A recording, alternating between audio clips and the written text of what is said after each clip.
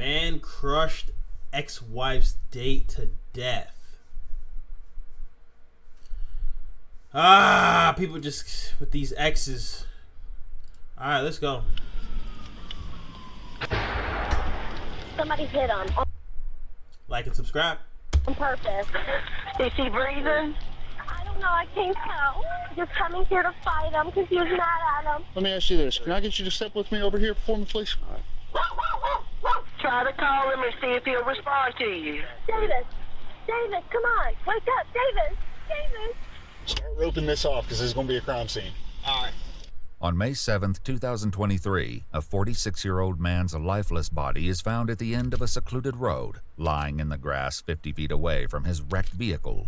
Police and first responders get to a scene that has all the markings of a terrible accident. But when investigators start putting the pieces of this tragic puzzle together, they begin to uncover a truth that is far more sinister. The following report is based on official police records, and some of the footage has never been seen before until now. At 1:34 a.m. on the morning of May 7, 2023, a frantic 911 call comes into dispatchers in Greenwood, South Carolina. Okay, what happened? Somebody has hit the car and he's out of the car and he's been beaten. He's unconscious. Is it a car wreck? But it's a one-person car wreck. He's unconscious? Yes, it's really bad. He needs immediate assistance. Okay. Is he breathing? I don't know, I can't tell. Okay, listen to me. Where is he bleeding from? His nose and his definitely his nose. You said his nose and what else? Definitely his nose, and I can't tell if it's his ear. Oh my gosh. Okay. Out of his ears really bad. Okay, listen to me. Is he flat on his back? Yes. Okay. Are you able to turn him onto his side? Yeah. Okay, listen. You said he's bleeding from his nose and his ears? Yes. Okay, is anybody out there with you? Damn, you can hear her typing. She's Two other people. We need help right now. We've got EMS and law enforcement coming, okay? Okay, listen to me. Can you tell if he's breathing? oh my goodness, his shoe is. Boy, they hit him out his shoe, bro. That's wow. It's moving up and down. It doesn't seem like it. Can I touch it? Okay. Oh, Okay, listen. Do you feel any warm air coming from his nose or his mouth? no. You don't feel any warm air? Actually, maybe. I can't really tell. I'm sorry. I'm scared to touch it. Okay, I understand. What is your name? I feel it. The dispatcher works to help the caller. A teenager named Megan provide as much assistance as possible until first responders arrive. Okay, listen to me. Can you tell if he's still breathing? Can you try to talk to him, see if you can wake him up? I can touch him. Is that okay? Okay, yes, ma'am. Try to call him and see if he'll respond to you. Davis, come on. Wake up, Davis. Come on, Davis. Wake up. Can you tell? That's so traumatizing. Like calling somebody's name, they don't answer, knowing that's it. Like they're never gonna be able to answer you ever, or you don't know if it's just, and it's just probably over some jealousy or some just stupid. If he's breathing? I think he's breathing, yeah. You think he's breathing? Okay. Is he moving around at all when you call him? No, he hasn't moved on. Okay, what's his name? His name's Davis McClendon. This is only the first of many personal details that will emerge on this horrific night. But as police and EMTs descend on the scene, the first order of business is to save Davis McClendon's life. Okay. Thank you. Oh my God. Oh, they're giving him CPR. Oh, He's still on the line. He might not be breathing. come on, Davis. Hard to tell anything.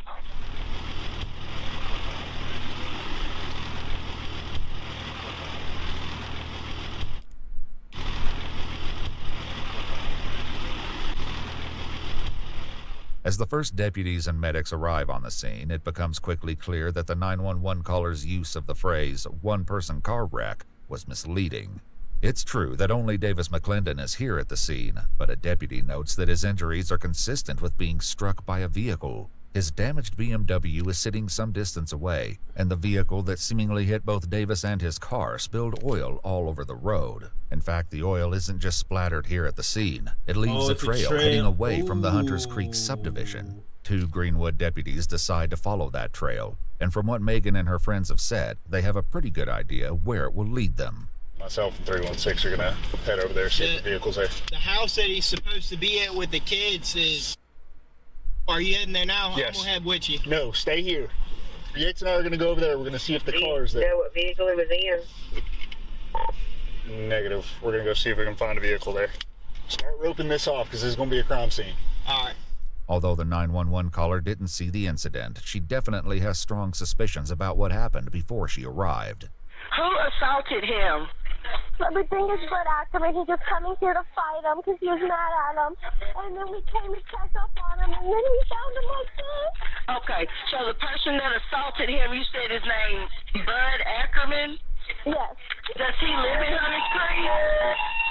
Well, he lived in Hunters Creek, and him and his wife got separated, and he had him moving on his parents, and like right outside of Hunters Creek, it's like 2 minutes away. It's like Old Abbeville Highway. Okay, did he assault him? Did he have a weapon, or do you know?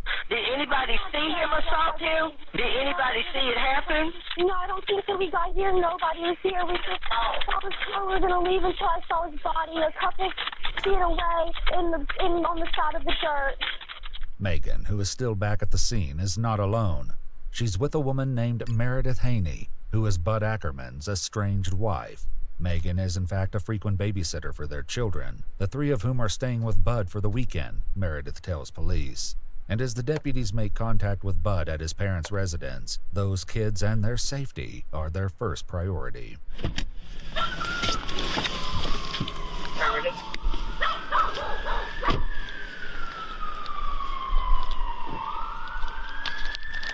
Jump over, I see it. Hey, garage is open.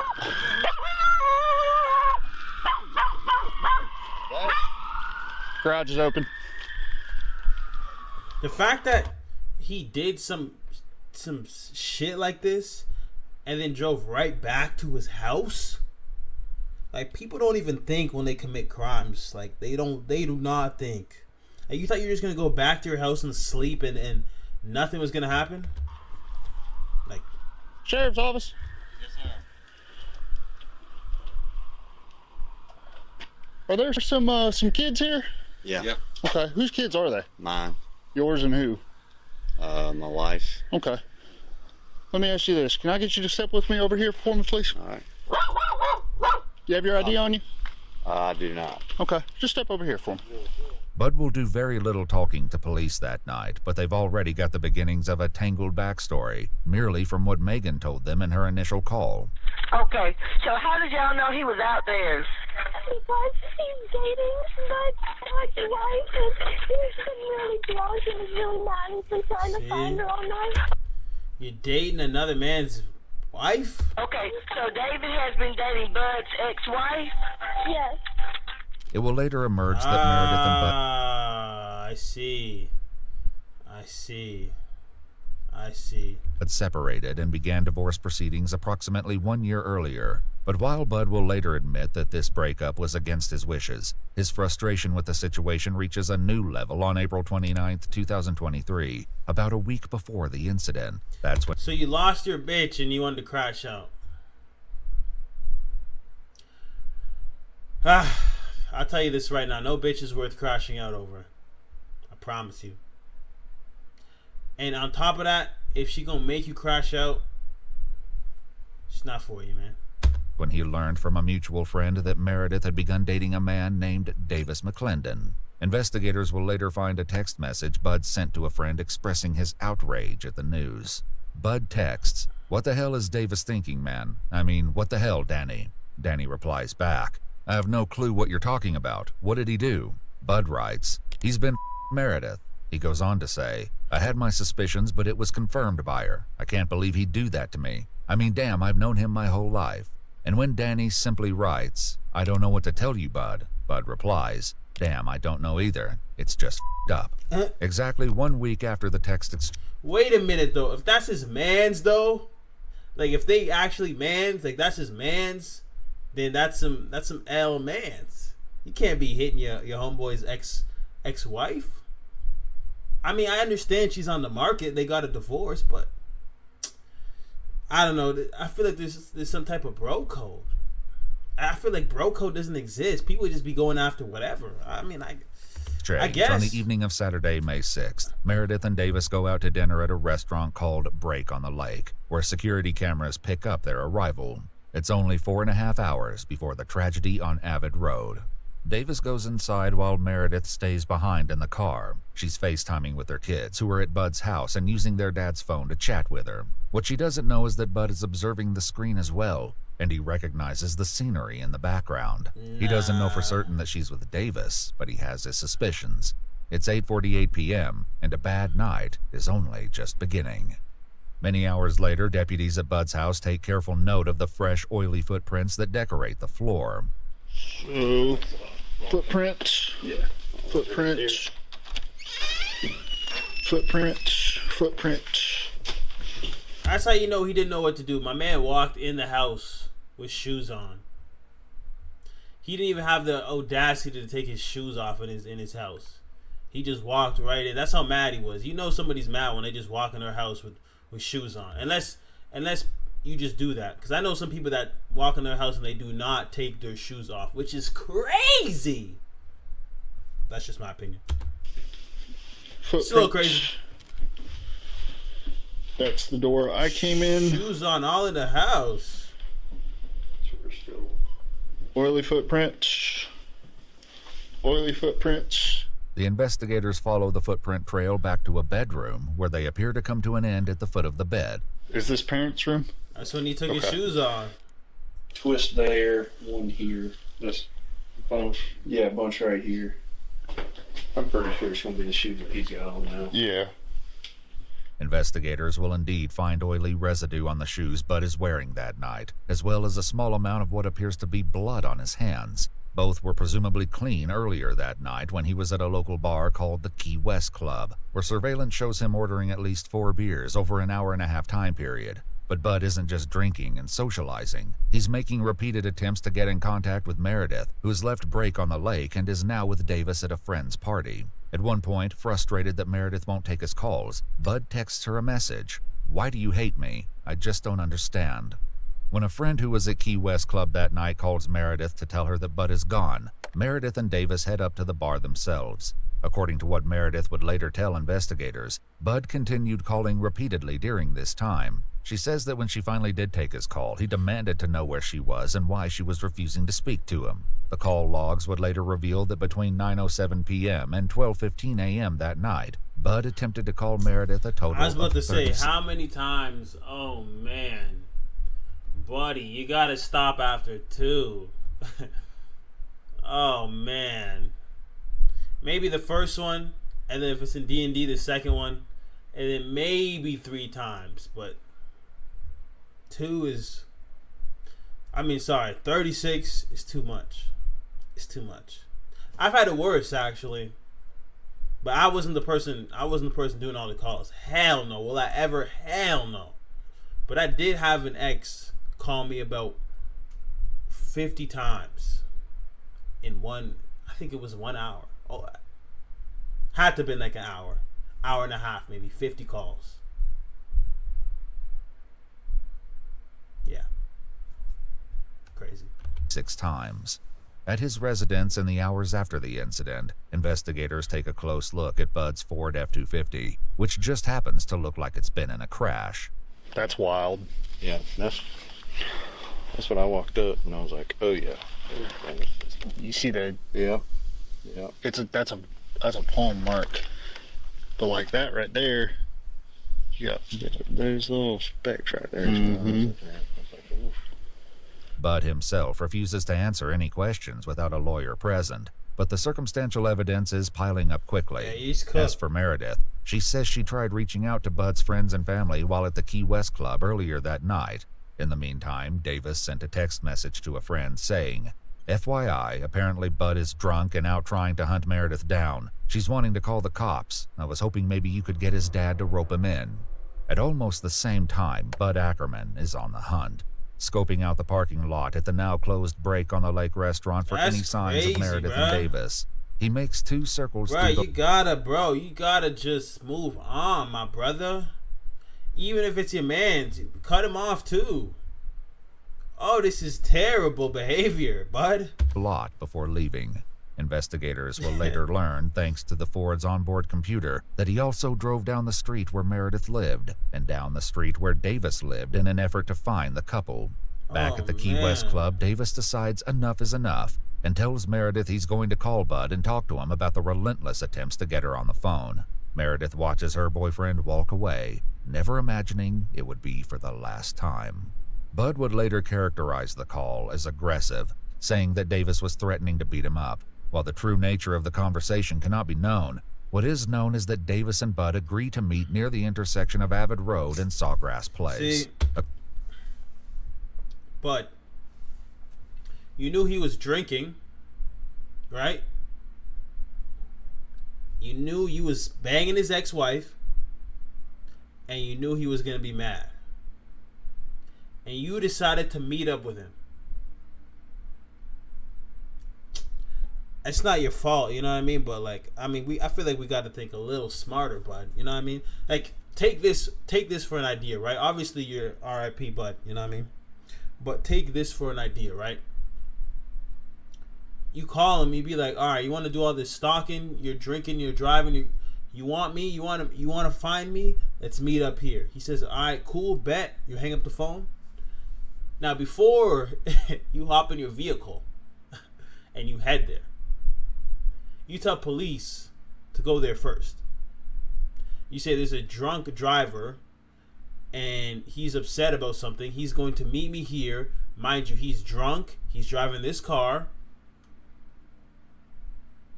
You know what I mean? So when you get there, the police are already there. And you know what I mean? And look, he gets arrested. You get to live another day, and you get to go home and bang Meredith, man. You get it? It's according to Bud, and confirmed by the call logs, he called Davis back at 1:09 a.m. He says he told Davis at that time that he wouldn't be meeting him after all, and would instead be going home. Bud says that Davis cursed at him and taunted him for backing out, at which time he drove straight to the meeting place. At 1:11 a.m., his final approach is caught on a local resident's surveillance camera.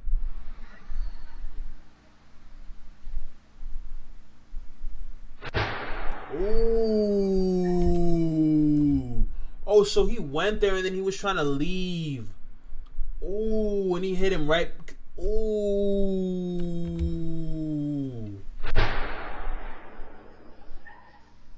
The camera only captures the sound of the impact, but another resident's camera records the moment of impact itself. The first camera not only captures the sound of the incident, but also Bud yelling something in the seconds following the impact.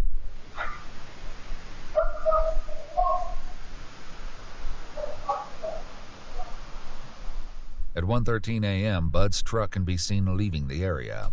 He would later say that the collision was an accident caused by Davis standing in the middle of the road. Bud says that he only saw Davis at the last second, at which point he jerked the steering wheel as hard as he could to avoid Davis and smash into his car instead. The onboard computer system shows that he did not hit the brakes and was traveling at 25 miles per hour in his Ford F-250. Davis would die Your own car snitched on you. That is tough, my friend. Night at Self Regional Medical Center at the age of 46.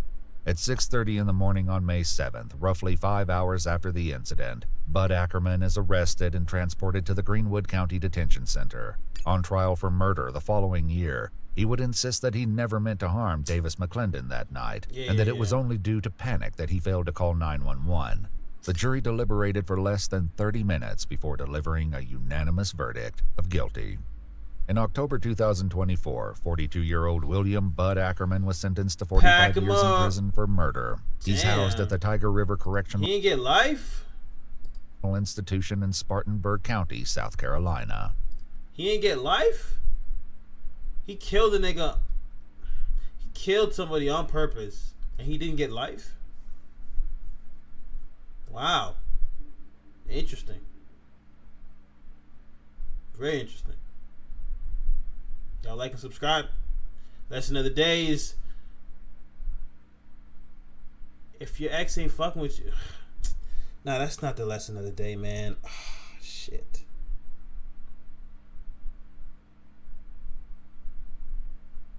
If she don't want you, she don't want you. That's the lesson of the day. If she don't want you, she don't want you. If she's not responding to your calls, she don't want you. If she's not responding to your messages, she doesn't want you. If she's not giving you any type of attention, she does not want you in her life. That's lesson of the day. Leave her alone. I'm out.